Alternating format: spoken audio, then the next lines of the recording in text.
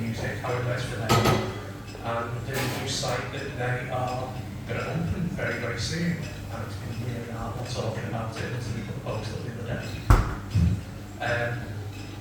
After that, Louise is going to jump on. She is much more clear and precise than I am.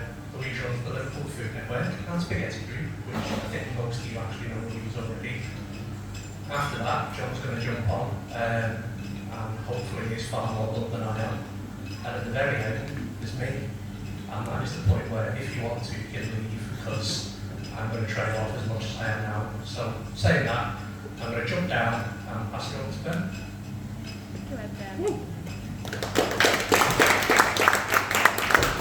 Hello. That's how you use the mic, you see. So you just turn it down slightly. So, welcome to Liverpool Arts Park. I'm just going to give you a brief history of what we do and where we started from and where we're planning on going to. And then hopefully you can sort of apply that to where we're going hospitality-wise over the next sort of 12 to 18 months. We started as an events company. We were all working in the arts industry, sort of 2017-ish onwards, and if anybody's ever worked in the arts or done any sort of creative thing, there's not a lot of money in it. So we quickly realised that producing our own work would only give us enough capital to produce the next piece of work, which kind of led us on to, in terms of hospitality, who's got the most amount of money to spend on creating sort of experiences for their clientele. And that led us on to nightclubs. So we ended up doing immersive theatre events around the city, working in places like Heebie-Jeebies, Hangar 34, we did some stuff in the Empire, the Everyman, Limper, and trying to transform spaces that wouldn't necessarily be what you'd establish as theatre spaces and try and incorporate a bit more entertainment aspect, much like Secret Cinema Club and things like that, to allow their clients to experience something other than just meeting up and having a drink,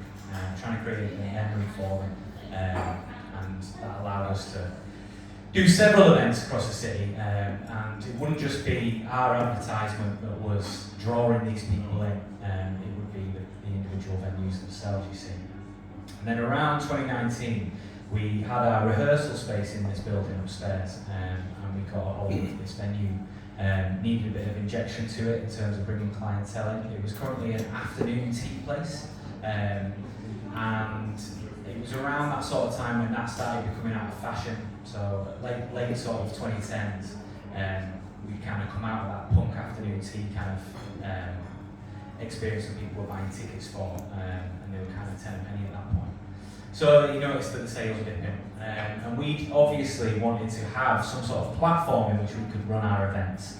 And our thing was, if we make it free and accessible to everybody, so every night of the week, if there's some sort of free event that's different every night, then we will be getting different sets of people through the door every night of the week. And that's where we kind of based our business model on, trying to be as broad as possible. We luckily have a great location venue, in the fact that we're in the middle of quite a few large venues already. So what we did was play to our strengths there, and we offered something before and after those events that were going on. So in the Everyman, in the Philharmonic, and obviously the Liverpool University up there as well, and John Moores and things like that.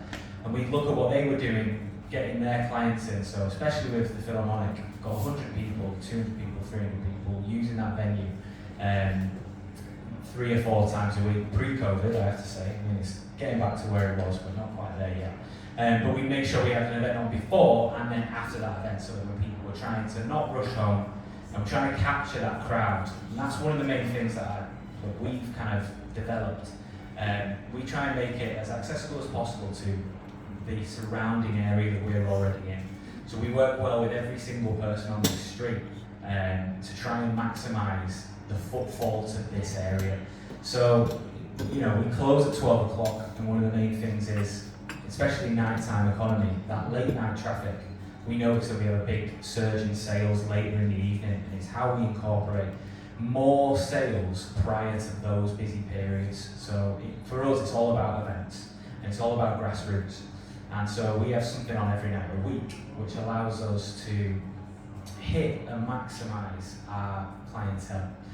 And And so we started with grassroots because that's where we were when we started doing our events, you see.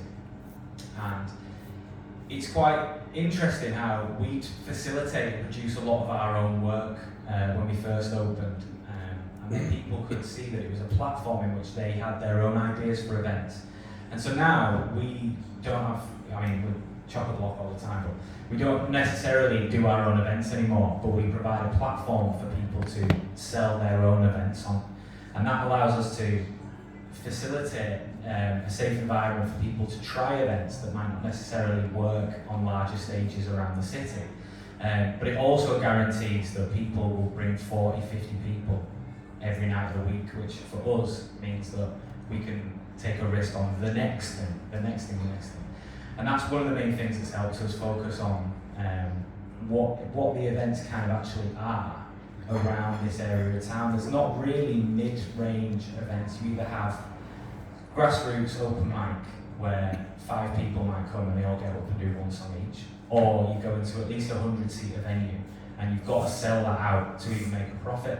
And that was our key, to kind of hit that middle ground and try and keep the overheads as low as possible, and then allow us to do as many events as possible. So we never charge tickets, because it's a barrier that you've got to kind of be careful with in our experience. If people see a price tag on something, it's that you've got to persuade them to part with their money before they even come through the door and buy a drink.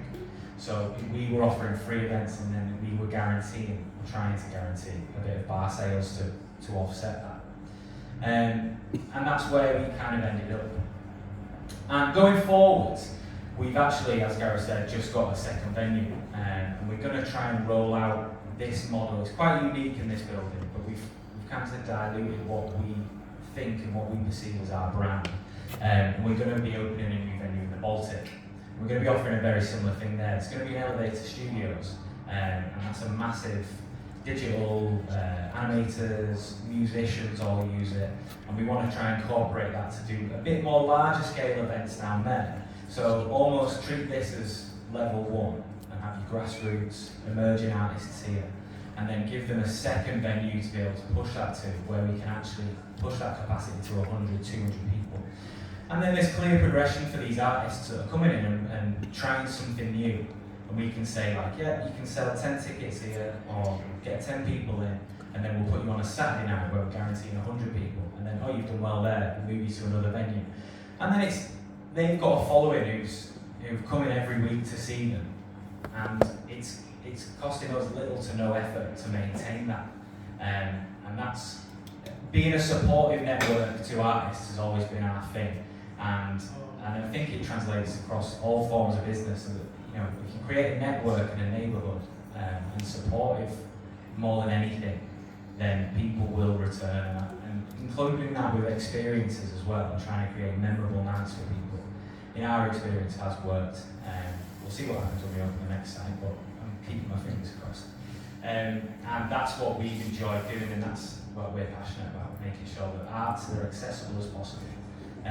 The last thing I've got to say is, in terms of tickets and why we never really pushed that, was, as I say, you've got to try and persuade people to part with that money, but now that that's been introduced on ticket sales, what we've found is people who are charging £5 a grassroots band, maybe a single launch, they're trying to promote themselves. They've now got to sell 50 tickets to cover the higher fee of the venue. But the £5 ticket price is now £7.50 because you incorporated the VAT, which was never on for those venues before. And so then it's been this back and forth at the moment for all these sort of smaller venues of who's responsible for that increase in VAT. Is it the consumer, is it the artist, or is it the venue? And there's been a lot of struggle between grassroots support for that, which is why we don't charge ticket entry, but pay our artists fairly. And that allows people to maybe come to 2 events a week rather than, instead of it being a £5, it's now a tenner, £12.50.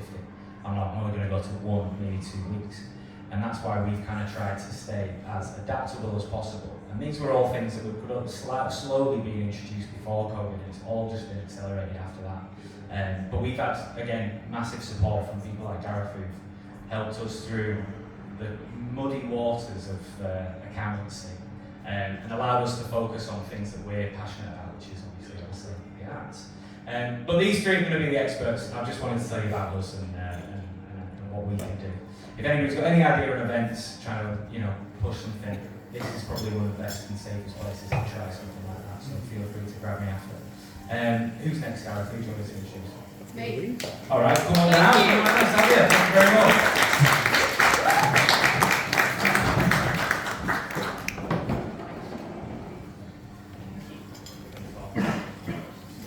I'll just shout. You don't normally have a problem hearing me, to be honest. So I'm Louise Kissack. I run the Liverpool Food Network and also Spaghetti Group, which is a hospitality consultancy business. I've actually tried already today to explain to somebody who already get what I do. And even I can't explain it, but I guess the best way to put it is that I look after your brand. So people think of brand, it's everything from your logo through to your marketing, PR, comms, how you present yourself and your business to the outside world. So I'm going to talk you through a couple of things today that I will be telling my Food Network members and my clients in the next 12 months. The format for this, in case you didn't guess from the title, was Stop, Start, Continue.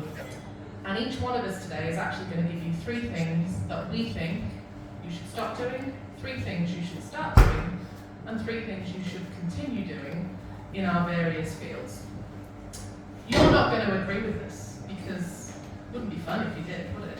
So what we're going to do is we're going to run through these things, and then the 3 of us will actually host a bit of a panel discussion at the end, where if you have questions or you want to know more about some of these things we're going to talk about, then we will by all means have those discussions, because the whole purpose of bringing people together for an event like this is to have your group discussions. You're all operators, you're all in the industry in some way, you're all having the same problems at the moment, so let's talk about them openly and see if there's anything we can do to help you along the way, or to help you find some solutions. So, I've gone the wrong way, that's a good start. Stop. My first stop is stop putting your brand into the hands of an agency who cannot demonstrate results. I'm hearing about people paying well into 4 figures at the moment for social media management, for managing your Instagram, for making sure you've got some posts up. I can tell you now, over the last 12 months, social media has done everybody dirty. It's not what it was. We used to get decent results off Instagram, we used to get decent results off Facebook for certain brands. I'd say you're getting about 1/3 of the visibility now that you were 12 months ago. Should you therefore be paying 1/3 of the cost? Well, no, not necessarily, because the effort is still there. However, you do need to hold your agency to account. If you're paying somebody to do a service for you, you need to be tracking some kind of results. Now, in the world of brand and social media, yes, followers, it's one metric. However, it's not the most important metric, because you can't necessarily translate follower count into direct sales. So what you need to be looking at is really the analytics around engagement. Who's talking to you? Who's talking to your brand? Are you taking bookings through your DMs? Are people clicking on website links? What's actually translating from your social media into direct sales? That's my first tip for this year. If you have an agency, if you're doing it yourself, by all means grab me at the end of this and I can give you some hints and tips about what to look for. But if you're paying an agency, you're paying them for results. So start asking them to give you that information. Stop spending money on PR you can do yourself. Anybody do their own PR? Anybody use a PR agency? Oh, okay. So, again, a lot of PR agencies in the city, they're very good. They will get you into the Echo, they'll get you into the Guide, they'll get you into Explore Liverpool. Occasionally, they'll get you into national press for a reasonable amount of money. You can do all of those things yourself, and you can control the costs around them as well. So, first things first, as hospitality brands, we do not spend a lot of time on Twitter, or most of us don't, but that is where your journalists hang out. And not only do they hang out on Twitter, they're constantly asking for people to recommend businesses and brands for them to write stories about. Hashtag journo requests is your biggest one, but if you get onto Twitter with an account, they'll be asking, can anybody name any local breweries who've done X? Does anybody know a vegan restaurant that's been open for more than 5 years, for an article in the Daily Mail, for example? You can achieve national press coverage on Twitter without really having a following, just by purely engaging with these journalists who are writing these articles. For the likes of local PR, Explore Liverpool and The Guide, you can access them directly. You can go to those businesses and say, right, I would like for you to publish one piece of information about my business every month. Most of them have a business club set up where you can just pay a monthly fee to have that kind of PR done for yourself.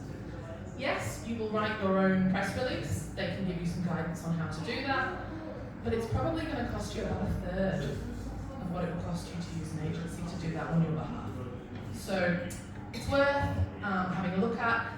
Again, with the Echo, which as you know is Reach PLC, you can pay for advertorials.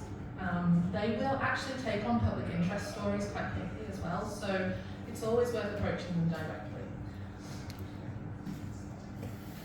This one goes without saying, but I am seeing so much of this at the moment. Stop paying huge money to sit at a table and collect awards you've nominated yourself. We see it a lot, right? The thing is, how much does your customer care about this? Ultimately, the person who is going to book a table in your restaurant, the person who's going to come and have a beer, do they give a shit? Because if they don't, this is wasted money. You're impressing peers, you're impressing the business community. Unless you're impressing your customer, this is not a good spend of your resource this year. Start. So, coming back to the customer again, start building these marketing plans around your customers. You know who they are, right? You guys are front of house, you sit in your menus, you understand who's coming through the door. One of the risks if you are working with agencies is that they don't understand who your customer is. They probably understand who the customer is, a little bit different. I would hazard a guess that, Ben, you've probably got 4 or 5 customer profiles in your head for your new venue. You know who's coming through the door, you know what they care about, you know how old they are, you know where they live, you know what they're interested in, what they do when they're not in your bar. Have that thought process in your head all the time when you're thinking about your marketing plan, because it's really easy to go off piste if you lose sight of who your customer is. But that's ultimately the person you're trying to sell to, the person you're trying to get through the door, or the person you're trying to sell something extra to. Start using your tech. We hate this word, don't we? The amount of operators I say the word tech to and they go, oh no, I don't like tech. Tech is everything from your booking platform to your loyalty system to your till system. It tells you how your business behaves. It gives you really good quality data. Whether that's your booking platform, your social media, this is giving you insights into your business and to your customer. Most of it is freely available and accessible if you understand how to use the back end of your tech. If you don't understand that, your tech provider should be able to train you quite quickly. But this kind of information is really useful for making decisions about your business and making decisions on how you move forward, what you change, or what you continue doing. Wherever you've got tech, you should be looking at what information that tech is yielding to better understand your customers' behaviour and your business's behaviour as well. Email marketing. We talked about social media. I think specifically in hospitality, we've been really caught up in social media for a good few years, showing the pretty pictures and the nice videos and reels of what we do. But the reality is, not many hospitality businesses are using an email marketing list, and you will have one. I speak to a lot of businesses who tell me they don't have an email list. If you've got a bookings platform, you've got an email list. If you've got a loyalty program, chances are you've got an email list. I don't know if anybody saw a couple of weeks ago, Bunderlust. We're actually giving away 2 main meals, I think, if you signed up to their mailing list. You'll see more and more of that. Because everybody's email has a price attached. They're not just going to hand it over to you unless there is a reason for them to do that. So it may be that in order to create your email marketing list, if you haven't got something like your bookings platform, that you're having to buy that email off the customer. let's be honest. And that's what a lot of businesses are doing. But the reason they're doing that is because email marketing has come on leaps and bounds. And the opportunities for targeting and personalization with email marketing are huge. Automation as well for email marketing, so people's birthdays, people's special occasions, you can actually have emails set up for all of those things and you don't have to touch it. 1,000 people on your email marketing should yield you around about the same results as 10,000 on your Instagram. So think about building your email marketing lists. And continue building loyalty. We really get hung up on new customer acquisition. I spent 9 years working for McDonald's, and our biggest measure was footfall, how many people were coming over the threshold. It's still very important, but for the next 12 months, that is going to be your biggest battle. Getting people over the threshold is going to be really hard. The harder that gets, the more important it is to look after those who are coming over that threshold regularly. And they are the people who are coming into you once a week, once a day in some cases, once a month, but making sure that they continue to do so, and that you're giving them reason to come to you, and that you're rewarding that loyalty in some way as well. You're showing that customer that you appreciate them choosing you over someone else. Continue with your social media. Keep it honest and authentic. If anybody is on Twitter, you may have seen, is it Liverpool Brewing Company on Twitter last week? One of the most interesting things I've seen recently, naming and shaming the clients who buy beer off them but don't pay their invoices. To be honest, 50-50 about whether or not that was a success, but it worked for them. They got an awful lot of attention. They had national press attention off the back of it as well. Because there's half a dozen small breweries at the same size who've gone bump in the last 2 weeks. They didn't want to be the next one. And I get where they're coming from a business point of view.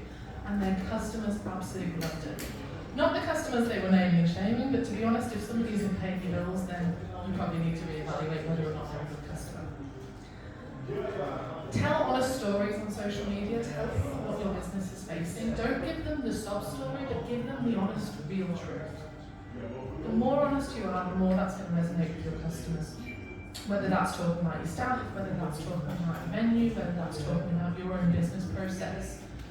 Involve the customer in some way in that journey. I think if anybody follows Mowgli, particularly on Facebook, they just do that really well. They involve the customer at every single stage of what they're doing, and the customer feels involved within the business. And then continue collaborating and celebrating and calling out.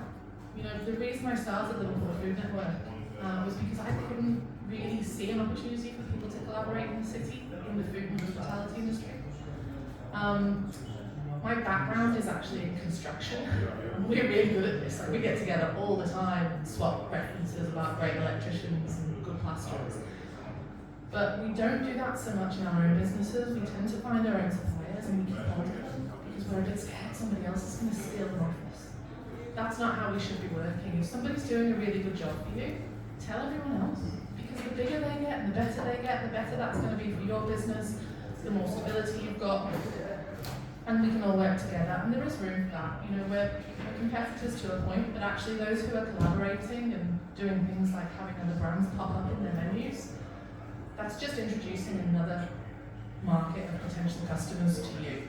So it's definitely worth trying, and certainly calling out when you're seeing things that aren't okay in the industry. You should probably be having conversations about those things too. So that's my take on this year. It is going to be hard for all of you, but I'm hoping that, you know, every business in my network, certainly I'm hoping will survive through the next 6 months, but I do think as a city we stand a good chance of that because we are very good at supporting one another. So I'm going to pass you over to John, who's going to talk to you a little bit about operational stop-start and continues. Thank you.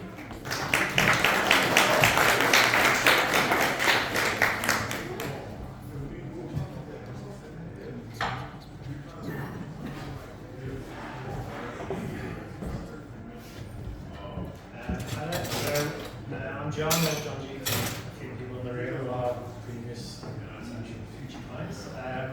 Basically, I've worked for 6 times since I was 2020. I've opened, used to run Aldi Cuba, and I've opened 33, or helped open 33 venues in the last 8 years. So my role today is more of a operational, what happens on the shop floor, how to maximise your profits, and how to stop money walking out the door.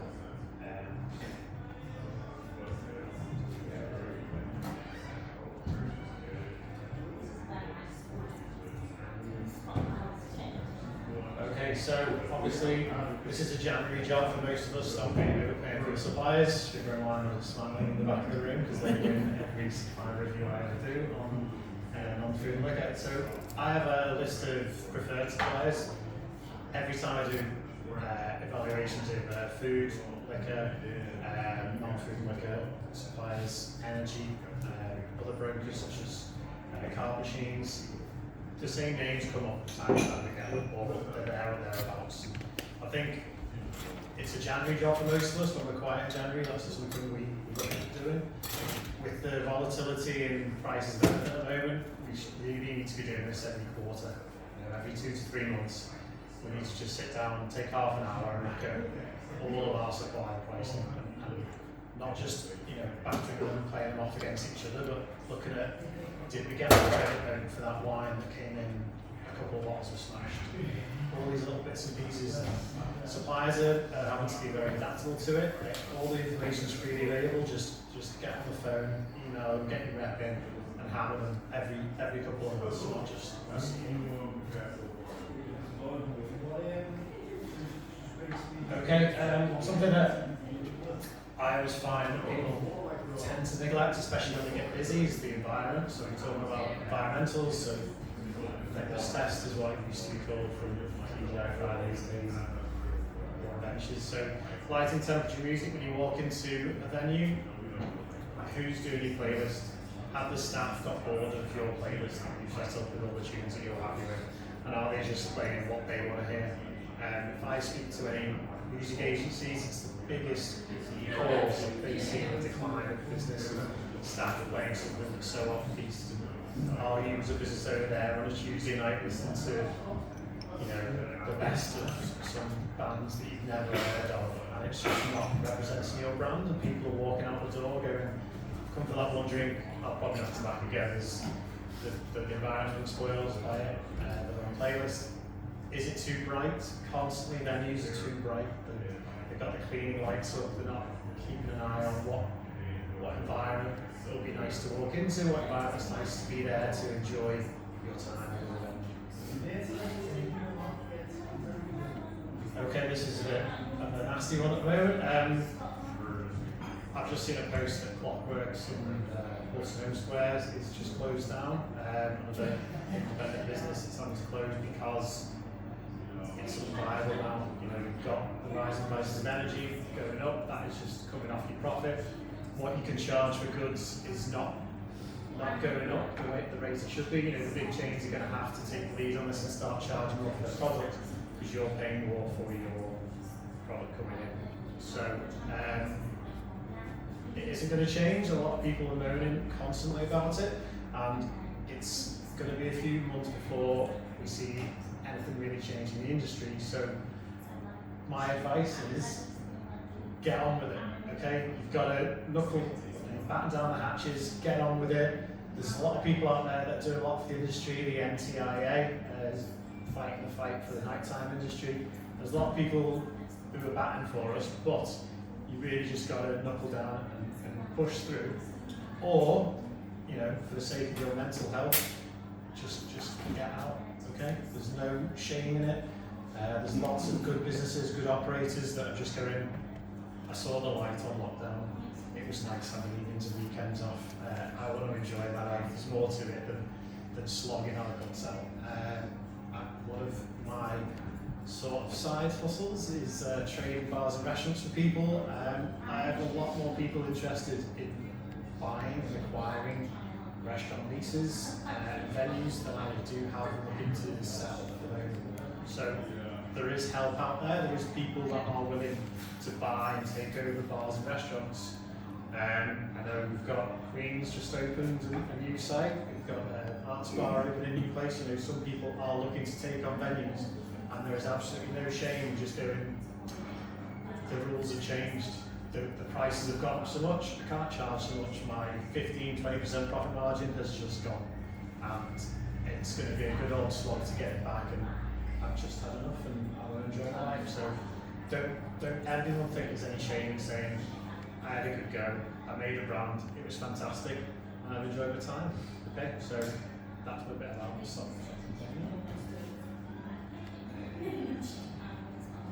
Okay. I know a lot of people will be like, of course, I do a stock take. I just think I order my beer every week. Well, stock taking, there's loads of stock takers out there, but you've got to look at yourself. Who is actually counting your stock? And it's generally a retired accountant who likes the edges of hospitality. They will not know their arse from their elbow about cocktail specs. Okay, they will not know about ins and outs of wastage. They will not know what goes on the shop floor because they've never worked in hospitality before. So stop using a stock taker that's never worked in hospitality except to do stock taking. Okay, line checks. So staff drink alcohol. They love it. They drink easy things that like Jägermeister. They'll put in their Red Bull and they'll just drink that as their drink throughout the whole of the night. Line check stuff that people will drink on shift. One thing I found, you know, I have to sometimes investigate ways in which people are stealing. House wine is an interesting one. If anyone's heard of wine surfing, wine surfing is generally a bottle of house wine that will be put on a service bar, and the service bartender will just be like passing it over the bar.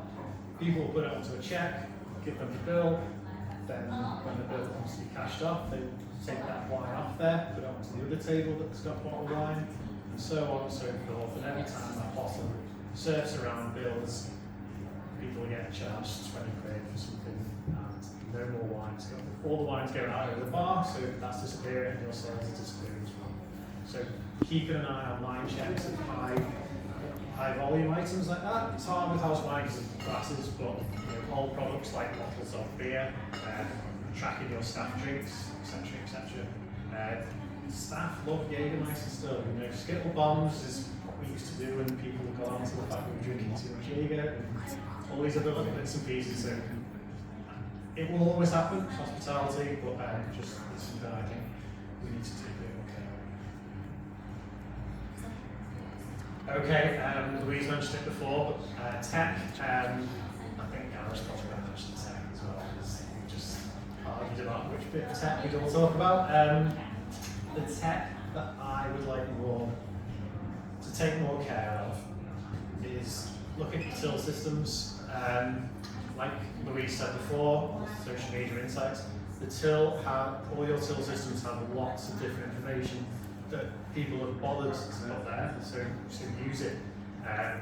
Tracking which server uses transaction keys and which transaction keys they're pressing. You know, why is one server got responsible for 90% of all voids on the system? Why is one server doing 75% of all of your discounts? Okay, these are things that information that you can look at yourselves. If you've got, you can get your till reps to come in and educate you on what till system you currently have. If you've got a really, shall I say, off-the-shelf, dusty, old till system, this might be an area you want to invest in because it's generally the best way to see where your stock's going. Staff in hospitality will, from time to time, be prone to stealing, putting their hands in their pocket, wine surfing, giving away free drinks, discounts, etc., etc. So looking at the other bits and pieces that your till system has is always really useful. Compliance tools, so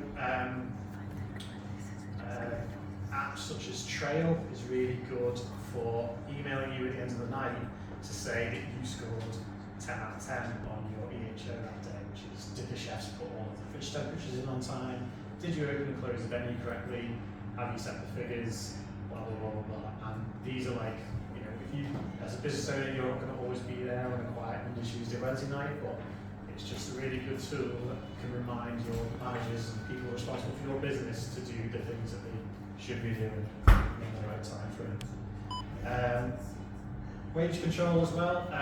I don't really approve of people, staff being responsible for logging in and out on a system unvetted. You know, I like to look them up and down, check they're sober, don't smell too bad, how to go at ironing their shirts, etc. So I like to do it in person, but the till system, loads of till systems have acted to log on, come in, I've finished, it'll do all your wages for you, it'll compile at the end of the week, and it's a job that you don't have to do. Okay, I'm going to sound really like a rule enforcer here. Having a staff handbook and having a list of rules and black and whites that they all know how to follow is, you know, it's a good point for training. When they come in, they know where they stand. Reminding people about how to sign in, how to apply for the holidays, what uniform should look like. And everything just about that, it brings a bit of, okay, it's not about military precision and stuff like that, but I do think that it's a lot of little operational creep where little things move every week and someone's shirts are a bit less ironed and the shoes are a bit scruffier, and next thing you know, everybody just looks like a show, and that's not what you wanted to have when you came up with your idea and your job with them. So, thanks, Jude. Stop looking at my shoes.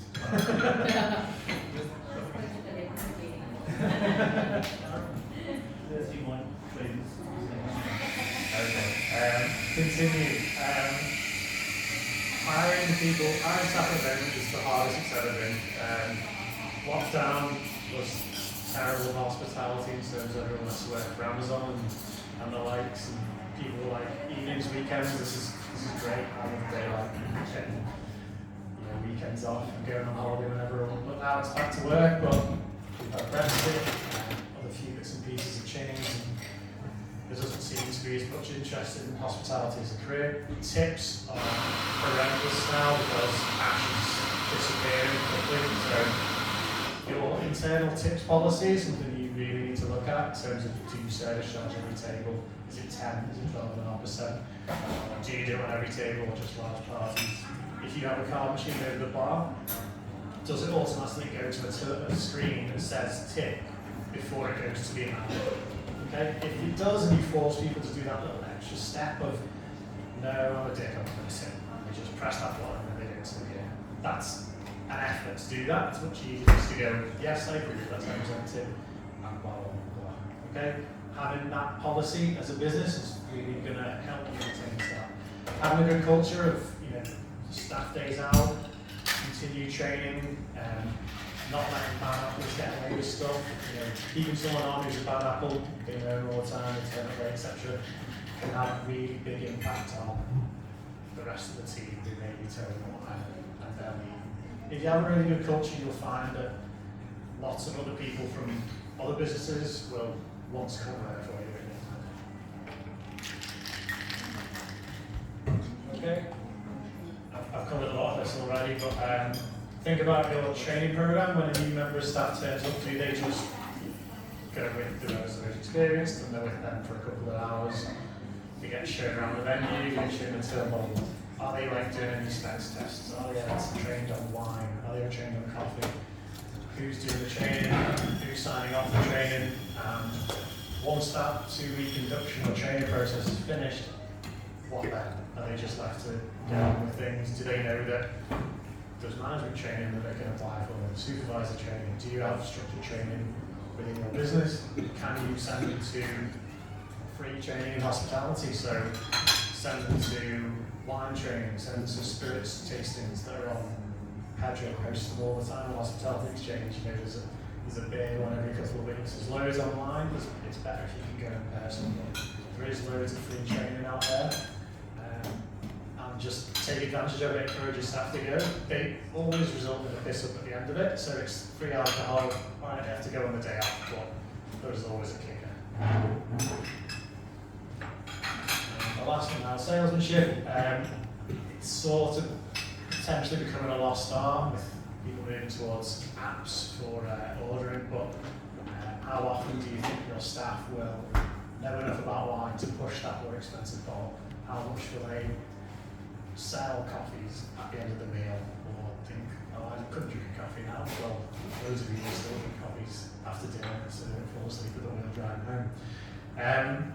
Salesmanship, pushing that last sell, giving people a reason to come back to your venue. So I was talking about creating as many unique selling points as possible for each venue. The food, the environment, the staff, the decor. The staff people can come back to venues to specifically be served by great staff.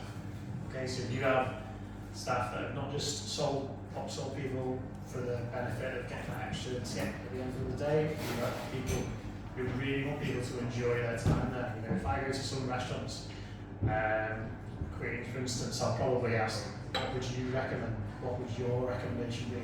They'll tell you what their favourite dish on the menu is, and might be the most expensive one, but chances are it might be something that's bespoke to them. That's their favourite dish. And personal recommendations lead to you having faith that they really know what they're talking about, and they've recommended that dish or that wine, etc. Okay? Double check that's done. So I'm going to pass over to Gareth now, who's potentially more cynical than me. But judge for yourselves. Okay? Thanks very much.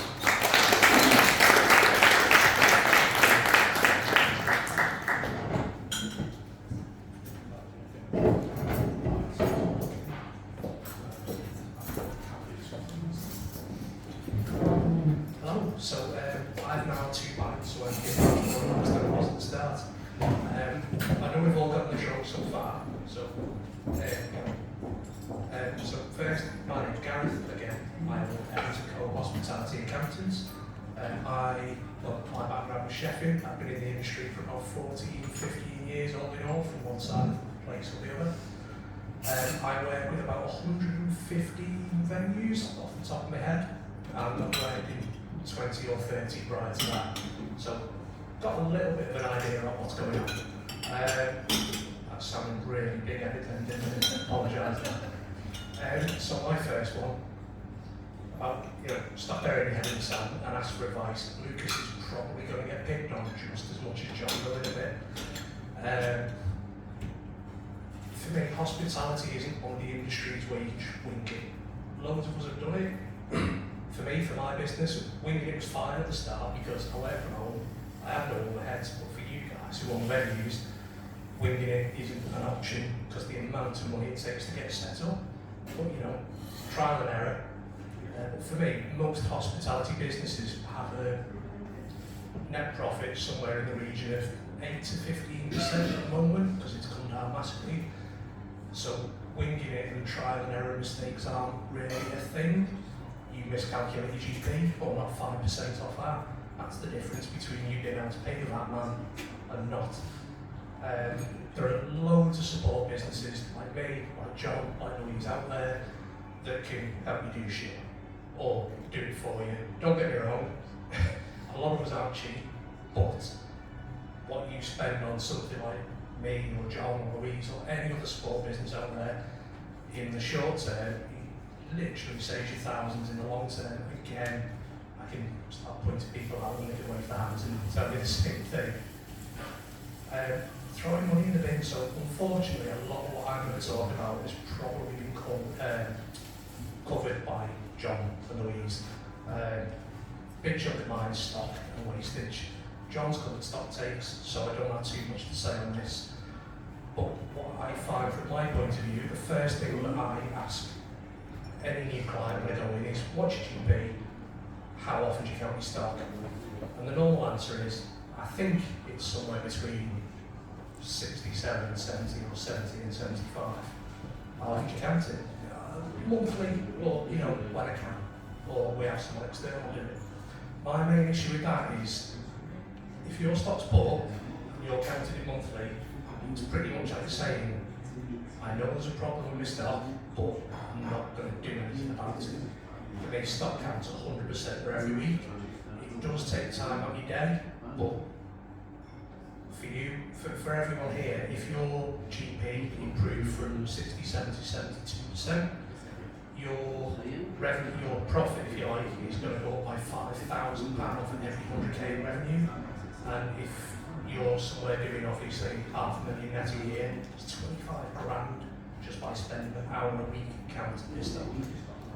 I kind of do that for 25 grand myself. So if anybody needs to stop taking 25 grand a year. The other big one is procedure and spec cards. Most of you probably have a menu or items on your menu that have been around since day one. You all know how they live, you know what goes in. At the same time, you don't, because what I find when I walk into a new business is somebody's got the menu out. They go, oh yeah, it's always been on there, it's done really well. Okay, well, what does it cost? Well, I've not checked in a few years. The likelihood usually is that they haven't costed in that long, and over the past 3 months, supplier pricing has gone up by 20-30% on meat, fish, veg, which just obviously that's going to skew yours. The third one is spec cards. How many of you have got spec cards in the kitchen? Anyone? Or in the bar? Not just in a folder, like on the wall. I don't know if anybody's just ignoring or they genuinely don't have one. But it tends to be that nobody does. Like my first place I worked in, Spoons, it's absolutely everywhere. It's plastered all over the walls, exactly what everybody has to do, what weight it is, how long it cooks for. Even Mackey's times are preset and things like that. But they're the places that consistently make the same GP, and it's really easy to identify where they're going wrong in there because they do things like that. Oh no, there we go. I was worried it was going upside down. This one, I hear loads. I had the same conversation with you a little while ago, John, about your job. Yeah. We all say it, we all do it. I did it when I started my accountancy firm. I can't hire someone because they're not going to know how to do my job. I can't take them on because they're going to do it slower. And we all have a justification for not employing someone, or I don't have time to train. When one of the first businesses I took on was Lucas, and at that time I didn't have any time to train, but I'm doing the longer hours, the longer days, the longer weeks, until it got to the point where I was like, well, if I don't have somebody even to just do general admin, excuse the language, shite, I wasn't going to get any time back. I now have a team of 80 including me, and we're looking for 3 more over the next 6 months. And that's because I stopped, de-skilled a chunk of my job, passed out the bits that I didn't want to do to other people, which is now quite a lot of me. And hired. The only reason that's worked for that I've been able to build a bigger business, if you like, is because I've passed those jobs out, which meant that I can go out and do the bits that I want. Louise, please keep checking your watch because I need no training. But that's the only reason I've been able to build my business, is by de-skilling the job and passing it out to other people. And honestly, it works to no end. I'm sure Ben can attest to exactly the same thing. There we go. Again, a lot of this I'm going to have already covered, and so everybody else looks product specs. Print them off, bang them up on the wall, and make sure everybody's using them. Portion control is a massive thing that nobody does. It's the same in the kitchen as it is in the bar. If you're not watching what staff are using, then you don't know where your issues are going wrong in terms of your GP and your problems with wastage. The other thing that I've found is when people build menus, they try and build very, very varied ones in the hope that it will. Sorry, am I echoing quite a bit? No? Just it's the bites. What I find is that when people are building menus that use so many varied ingredients because they're trying to create a massive range of different things to draw in as big an audience as they want, and it doesn't work. Some of the larger places I work with, like Madrid, they will have 7, 8, 9, 10 ingredients that all exist across the entire menu, which reduces the amount of stock they hold because they don't have a very big kitchen. It reduces the amount of waste they have because they're not overholding on ingredients, and it obviously saves them a shell of shed a load of time. When it comes to prepping in the morning and trying to live the swearing, it's really fucking difficult. And I've lost my train of thought on that one. Next slide, please. There we go. Oh, that wasn't me, that. It's French. I misread that one as well then. Won't tell you what for. Monetary labour costs. We all know how much that costs, but very few people actually all look and go, actually, I've got the employees and I on that. Oh shit, pensions.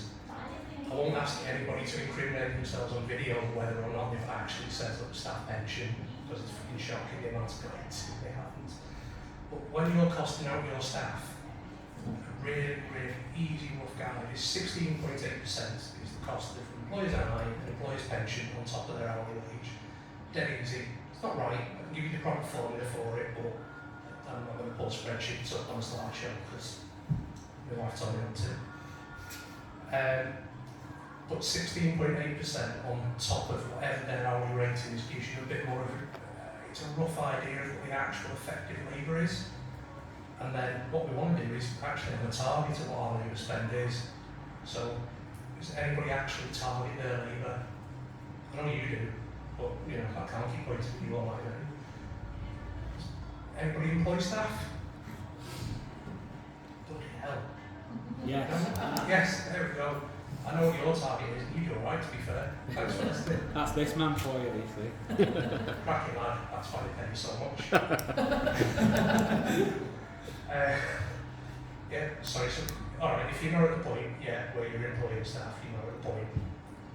But costing out labour, it's a nice and easy one. You've got to have a percentage of what you're expecting to spend on staff out of your revenue. You've got to work out what you forecast your revenue, which again is a different conversation and another hour altogether. But once you know what you're forecasting for the following week, you can work out exactly how many staff you need in. That way, you can work out exactly what your cost is and do a budget from there. The most important thing for stuff like this is reacting to it, or being proactive rather. We've got so many venues that I speak to where they've forecast the sales, they've planned the rota, and they've stuck to the rota, which is great, but then they're shut for a day, the rota's not changed. They've not told the staff that something's gone wrong, so they've stuck for a payroll, or they've not looked at the weather a few days beforehand, and it's bucketing down, and they've still got 25 people in an outside open, and it just doesn't work. Nobody's proactive. Big thing for me is when you're running a forecast on sales for the following week, reduce it a bit. Don't get too optimistic with it. Guide for me is knocking down by 10%. That way, when you're scheduling your staff and trying to cost out a rota, you've got a bit of a buffer for it. But if you're using the 16.8% on top of their hourly wage, you should 100% come in on budget every week. And don't forget, it's much easier to bring people in for extra hours than it is to send them home in the middle of the shift or make changes in the middle of the week. Excuse me, don't even mind doing this. There we go. So, John sort of covered some of this when he was talking about till systems. Analysing your data and what you're doing. It's important that the amount of venues I speak to who are using, nothing wrong with them, but soar, stripe, square, Zettle, they're all good systems for when you're a small venue that sells one product but purely transactional. The information you can actually get out of them is minimal. Or using something like that, you have to use 7 or 8 different systems combined to actually get some kind of results.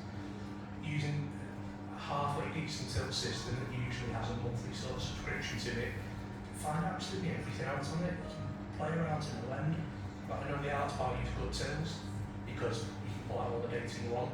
And I was sitting and sending you spreadsheets with the VAT amount on it. Lucas uses Lightspeed, again, because all the data you can pull out from it, but you've obviously got EPOS now and things like that, but they tend to be the top 3.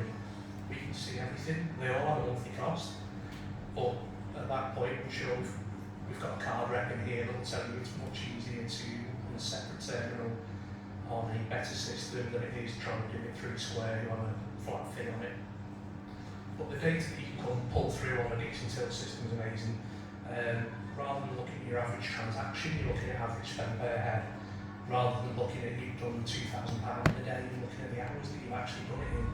So I've had 3 cafe setups in the past 2 months where we've cut 10 hours off their opening times because doing 30 quid an hour, but we had 4 staff in at the same time. So sliced it in half, and that's purely because they changed to a decent system where they could actually analyse the data on it. Same goes for things like product spend. Decent till system is going to be able to avoid using the phrase good till system because it looks like direct marketing and I don't get a referral for it. But using a decent till system, you can categorise all your products for it, and it pulls through to, if you've got cloud-based accounting software, everybody's seen it, everybody's heard of it. If you've got cloud-based accounting software, everything pulls in by category, which means you're not travelling to several different locations to actually see where you're spending your money and where you're actually making it. I feel like I've thrown through it rather quickly. Have I? I haven't, have I? No. Excuse me. Assessing costs. There we go. This is the one that I was going to tell John I'd have to point to him for. People tend, as an accountant, people tend to send me receipts and invoices at the end of the year. It's a bit late by then. And what I tend to find, this isn't John. I've got to say that because it's confidential, isn't it, mate? What I tend to find is when people come to me at the end of the year with a bag of receipts or firing them all over, but they don't have them, when I send it back and go, this is your profit, they're going, oh shit, I've taken all that in dividends. Problem with that is, it's a massive tax bill when we're done in dividends. It's 33.75% of the amount that you shouldn't take it. So, just don't do it. But yeah, doing things like this and uploading it all rather than using, I know a lot of you use spreadsheets, but using something like, I think we use Dex.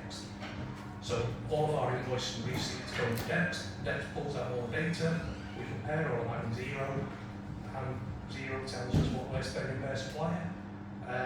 We, every so often, do an evaluation of it. This is what we spent week by week on the supplier, and this is our this is their percentage of our revenue. Oh, that one's gone up, which means prices have too. That lets you have a little bit more of an investigation. I do realise that I have started speaking a bit faster, but I'm really conscious that everybody sat down for quite a while. There we go. This is my favourite one to tell people off for. So most people do a monthly P&L or just don't do one. It tends to be the latter, but that fits in with what I said before about stock counts. If you're losing money or struggling to pay your VAT bill or your PAYE bill, and you're not looking at regular reporting, then you kind of going, I know I am, but I'm not going to pay it anyway. The biggest comment I sort of hear from a lot of new clients tends to be, my VAT bill's too high, can you help me reduce it? The answer is no, because you've made the sales. What you haven't done is make the profit to pay for it in the first place. When I say reporting regularly, a chunk of my sites, they do weekly GP, weekly labour costs against weekly revenue. And that's pretty much what you need because your overheads otherwise don't change very much. I know that most venues will spend 2% on gen. You're aware of that 2%, don't you? Rent doesn't fluctuate, everything else is the same. Your biggest cost and biggest variables are always labour and stock. So it makes perfect sense to keep an eye on regularly. For every percentage point that your labour or stock is incorrect or your GP is off, that's £1,000 out of every £100,000. So if you're a £500,000 venue and you're 5% off on each, that's £50,000 that you just pissed away, all because you didn't want to spend an hour a week looking at sales and labour. And last one, again, this one will be fairly short because we've all covered a bit of tech. I know I've rambled for quite a while now. So for me, biggest thing to look out for in tech, till system, because it's going to save you a job and an arm working fees. Data capture software, when I was talking about uploading receipts and invoices, because they are literally going to tell you how much you're spending on each line item across every supply you've got, and decent accountancy software. A lot of people are still spreadsheeting it or spending a week every quarter trying to put together a VAT return for a mad scramble to get it sent over. What's the point? Pay 30 quid a month for accountancy software, it's going to do it itself. And I think, yeah, that is literally the shortest section I've got, because I realise I've been going for a good while. So I'm going to stop there. Everybody go and have a pint to Ben for letting us take up so much of his time. Yeah, enjoy 2023.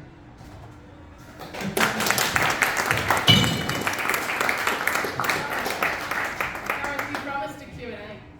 We did promise a Q&A, but for a Q&A it's probably better if Louise comes up here as well, because otherwise I'm just going to have a shy all night.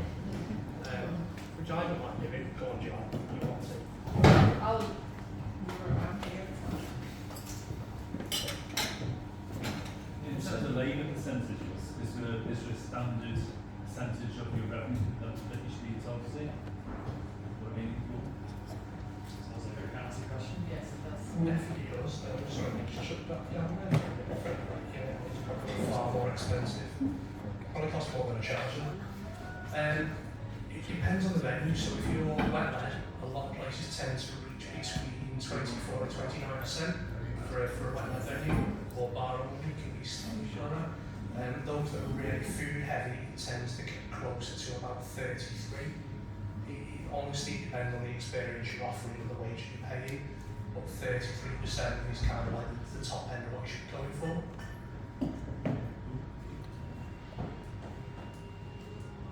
Questions? Or any questions for Ben about, you know, entertainment venues, how to kind of get things moving a little bit faster this year and bringing more people into your venue who might not know who you already are. What do you think about TikTok as a social media platform? Oh God, I hate it. So, yeah. Jury's out on TikTok for me, I'll be honest. I think if you are an online shopping brand, it's great. If you're accessible from all over the world, and if that viral video gets you seen by people who can get hold of your brand. If you are a geographically specific pub, no matter how viral you go on TikTok, there's still a very limited number of people who can access your brand. Now, in retail, again, we've seen a couple of Binley Chippy and Wakey Wines come off TikTok, and I'm sure that is driving footfall, but I think that they are the exception to the rule rather than the rule. Quality TikTok content is quite hard to come by as well, and you will pay quite a lot for it, probably more than most social media platforms at the moment. There's no guarantee. Yeah, the only reason I ask is because I've on LinkedIn quite a lot. Recently on LinkedIn, and they planned their whole, so they search it up on TikTok now, they don't use Google, so don't really. Yeah. And she planned their whole trip. Yes. So also including where she was eating and where she was drinking. Yeah. So for a city like Liverpool, where people will be searching it up on TikTok. It is becoming an alternative to TripAdvisor in that sense, for tourism, yeah, absolutely. I also think it helps people see the person behind the brand. So if you're doing TikTok yourself within the venue, Yeah. the city, it gets more engagement with you because you are business essentially.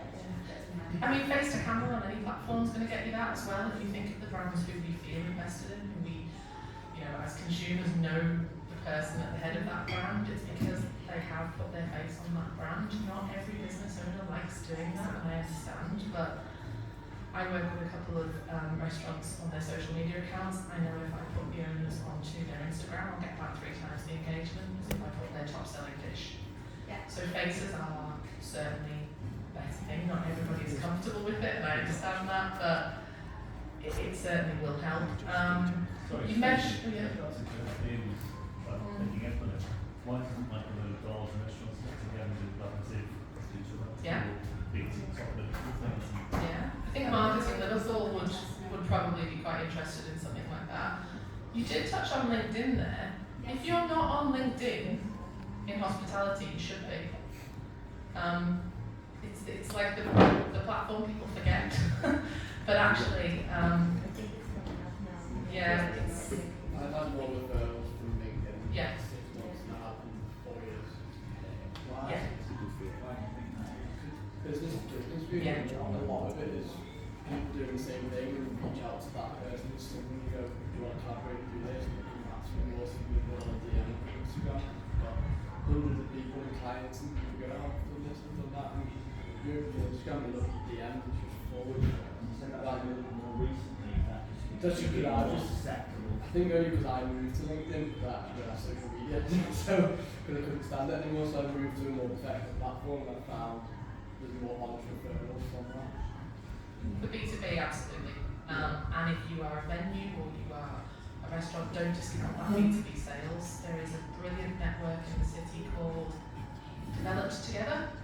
If anybody's been Developed Together, it is a network of business development managers from all aspects of hospitality, so restaurants, chains, hotels, venues, all doing business together.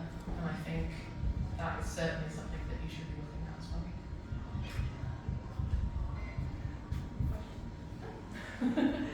Personal one. How long did it take you to stand up and talk confidently? How many attempts to do public speaking so confidently? Oh God, I've shit myself today. Who are you asking? Because you're already confident. Like, I was obviously more the historic thing, so it was what you were so like just natural and like open and honest. So I was just wondering. Practice. I would love to speak. What else does? For me, it was genuinely, I've had 2 pints before I started. But most of my clients know that I just ramble anyway, so talking is not a big thing for me. But honestly, it has been a different talking in front of people. But part of the reason that I spoke to Louise not putting this on, which full credit to her, by the way, because she's done like 99.9% all the way. But part of it, why I wanted to put it on was to improve my public speaking. I can chat for hours individually, but in front of people, I'm doing that all the way. Yeah, so for me, it's like it. Thanks, Laura. John, I still think John's not sure about being here. I was hoping like if we 8 people would come, we would cancel it, but I am glad that it's out here. It's good to normally when I'm public speaking, it's to staff and I'm training 18-year-olds who are like, when can I go on the phone next? And this is fucking boring. And all their friends are in the room and they say, how many times you said okay in the whole time you're open? But yeah, it's nice to speak to someone peers and you know, I want to do the Q&A in the bar and beer, but it's nice to go and see. Sorry, I've got a question for John. John, operation on average roughly will have what percentage you increase somebody's bottom line by doing what you do? That's obviously very venue specific. I mean, when I go into a venue and do a business review, it would be, I'll look at absolutely everything and things that stick out like a sore thumb. I think Gareth sort of said it earlier, what you'll spend on a professional to do that is never, like it's hard to say, I will save you loads more money than I'll ever charge you, but it's like the worst sales pitch ever, but it's completely true. You know, when I've opened venues with the girls that are from Queen's Nook and Crosby, you know, what they would have been charged by any supplier they'd have gone out to, prices wise, would have been completely different to, you know, giving specific advice, use them. It's like the black book of do's and don'ts, and there's horrendous operators that will rip you off any way they can. That's their job. People that will knock down your door all the time, the sales reps that don't leave you alone, will generally be the worst. The ones that don't have the time to do that because they're too busy looking after their current clients and just being good at their job, they're generally the ones that you want. So, no offense to any sales reps in the room. I asked that question, Gareth, because you're accountants and you do lots of operator-led, I suppose, you know, spreadsheet analysis. So, a chunk of what I do, so I'm a big advocate for, I can show you how to do it, but you've got to do it yourself at the same time. A lot of the things I get asked about or spoken to about is, oh, the accountant does it, or the accountant looks at it. Well, the accountant might look at it, but you've got to know what's going on. But my actual stats are, in the past 22 months, I have helped 50 businesses with an average turnover of 500,000 net a year increase the bottom line by 30k. So I don't know what that is in percentage, I probably should, but I use a calculator for a lot of the job. It's about 7.5%, so yeah. How do you So I work with 115, and the number that I've helped improve the bottom line by at least 7%. Yeah, it works out to about 30k pop. Anyone else? But I was just trying to get my head around it. Let's say you're $3 grand a year, but all have to go to the online. It's no fair, is it? That's what that's It honestly varies. Oh no, you're absolutely right. It varies by venue, but it's not just the number on your bottom line. So I have a chunk of venues. It tends to be those that are between 750 and 1 million net. And they spend at least a day a week on the financial admin, if you like, running receipts and all that nonsense. So it might be 30 grand on the bottom line in terms of that, but value in other areas, like losing 20% in work week to admin. You know, how much would you do a day a week? 52 days a year. Or nothing. Well, I can think that's a 10 when the kids are out. But it's very varying. Sorry, Chief. Yeah, you were saying about obviously, you know, looking to buy it quarterly and things like that. I just wondered in your experience of obviously dealing with operators, do you find that they find you're going, do you find that the balance of people might be buying from 35 people, you know, because they're trying to get the very best price to it, right? Times what you're saying about obviously advising to scale back and say, right, you could get it down to 20, you know, it might not be, you know, there could be 5 items that aren't cheap, or might be the amount you would save on admin and things like that, you know, operating. Yeah. They look at it. No, You don't need to know, you go help the level on track. yeah, the trade of doing a cost-cutting trip and the wholesaler trip yourself as opposed to a supplier to do that for you. I go to Costco and send LWC a picture of the price of champagne, bottles of vodka and all that, and they're like, alright, go and get a van, go and get it yourself. And that's, you know, a very harsh conversation that we had, because I said, at the time, like LPR was like, quid Costco, and I was like, why is that cheaper than you?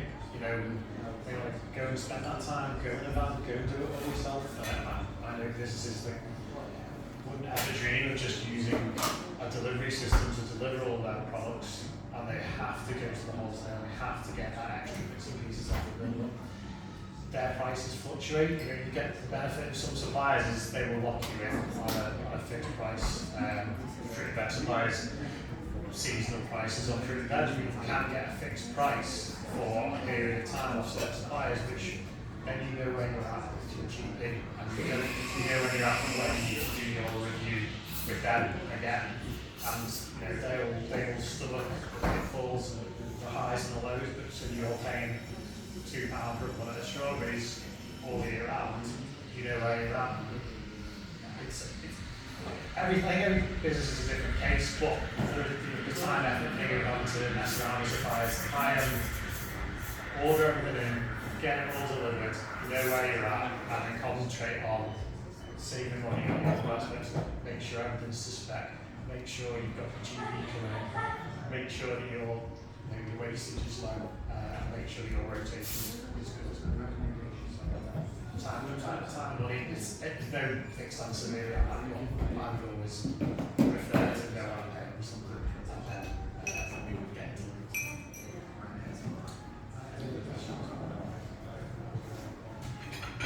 I know staff retentions, probably.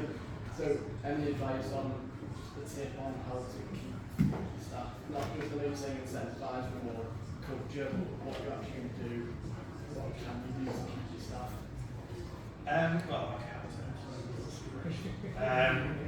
Keeping staff, there's no way of always keeping staff, you know, percentage turnover is something you need to look at, maybe look at doing exit interviews with people once they decide to leave and give them a cooling off period and then say, you know, I'm leaving to go somewhere else, is there anything you could have done better here, and find out why they're joining, you know, a chain or a chain restaurant, etc., rather than the passion of working for an independent business. And some of the times, you know, that will expose to you the shortcomings in your own business, which might be your tips policy, you know.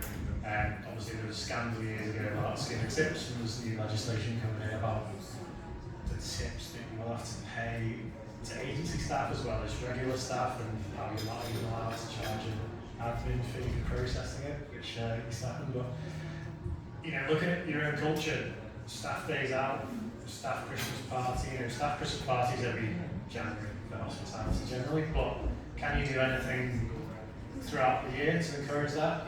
People want other things than just to be in work. There's loads of bars and restaurants we can go to, but do you want to go and have a walk in Sefton Park or do an activity instead? Personal development's a huge one. For what can you teach them? I used to before I worked in hospitality, I worked in retail, which is like hospitality with half the fun and no tips. So that was just a waste of my time. I didn't enjoy it as much. But someone once said to me, when I was in university, they went, why do you turn up a couple of minutes late? And I'm like, because I don't give a fuck, because I'm going to get a degree and I'm going to go and do something that's not working in the shop.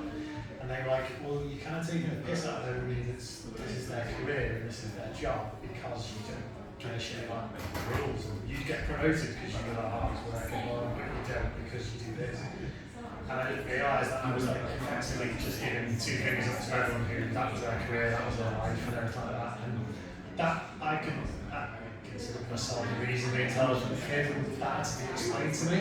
And I think that some things that aren't obvious staff, things like that, they don't need to be rude, like turning up late, they don't need to when they don't give a fuck. But if they're told that that's how, this is my job, this is my career, this is my life, if you're trained to be a doctor, solicitor, etc., throughout your whole life, you'll probably host some dinner parties, you'll probably go out to nice places and stuff like that. So paying attention to the wine training or spirits training, or learning how, watching the chef and how to cook, watching the bartender, how to make cocktails and stuff like that. I think, having a little chat with a couple of members of staff going, yeah, great, how are you going to go and do that? You may as well pay attention to this kind of stuff while you're here. The question is, how do you retain staff? Does everybody here pay the staff commission? That's what I was going to go on. So back to I'm going back probably 15 years ago. So usually pay the staff commission, and it's based on the staff with an IGP or a reserve with an IGP or a spirit.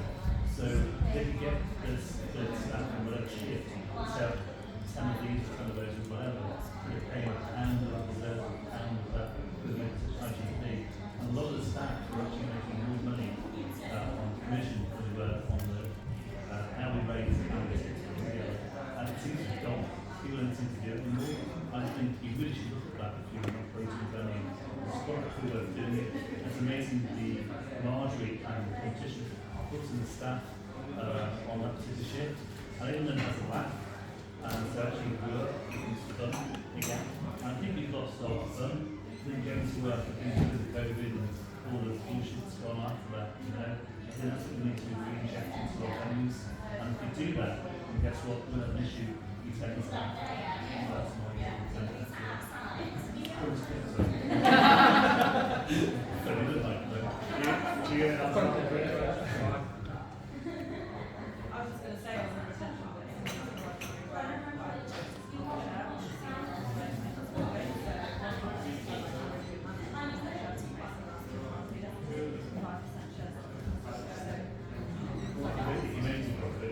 yeah, so they didn't afford to do it.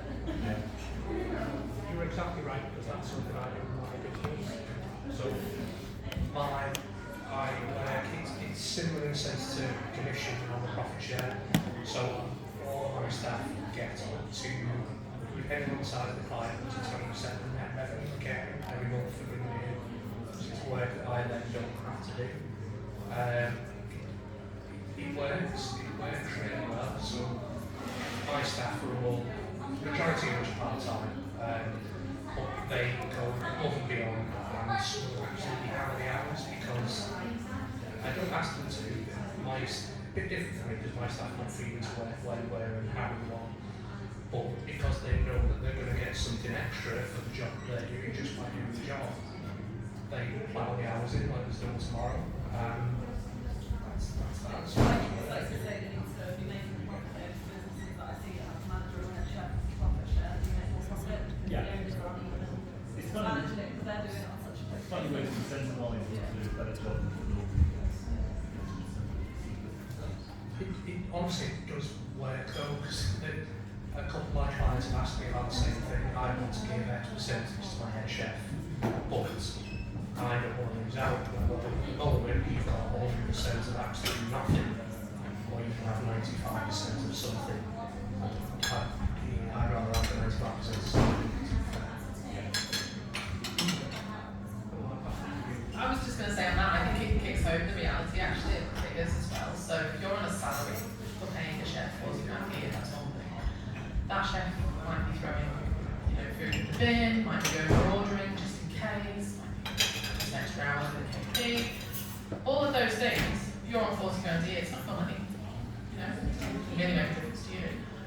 But once you're in that profit share situation, it really does. And I think that's where it can actually start to save you. I come from a McDonald's and Costa background. I'll tell you now, our franchise stores from McDonald's were way more efficient and made way more profit than our factory stores, because those people had a personal interest in the output at the end of the day, and waste was lower. And they were just better because the person who was responsible had a financial interest in the business. And the more people who have that financial interest in the business, the more I think people look at opportunities to save or to, make things a bit tighter, because they know at the end of the year that's coming directly back into their pocket.